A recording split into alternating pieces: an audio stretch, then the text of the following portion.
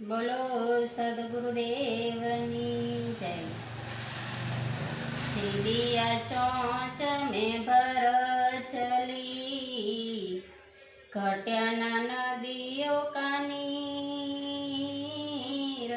चीडिया चोंच में भर चली, घट्याना नदियों का नीर। दान दिए धन ना घटे, कह गए दास कबीर कबीरा, कह गए दास कबीर।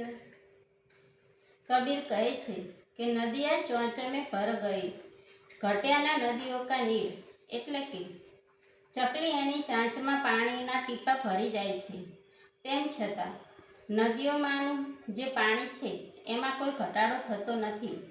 તેવી જ રીતે આપણી પાસે પણ જે કંઈ ધન અને સંપત્તિ હોય છે તેમાંથી જો તમે થોડું દાન કે પુણ્ય કરી દો તો તમારા ધનમાં કોઈ ઘટાડો થતો નથી।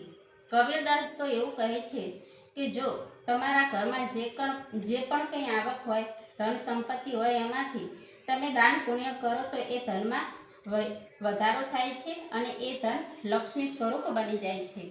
આ માટે કબીરે પક્ષીનું અને નદીનું ઉદાહરણ આપ્યું છે।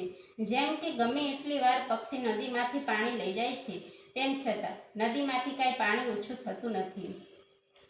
એવી રીતે આપણી પાસે પણ જો કંઈ ધન સંપત્તિ હોય તો પરમ કૃપાળુ પરમાત્માને પ્રાર્થના કરીએ કે અમે પણ આવા સારા માર્ગે અમારી ધન સંપત્તિનો ઉપયોગ કરીએ, એવી અમને શક્તિ આપજે।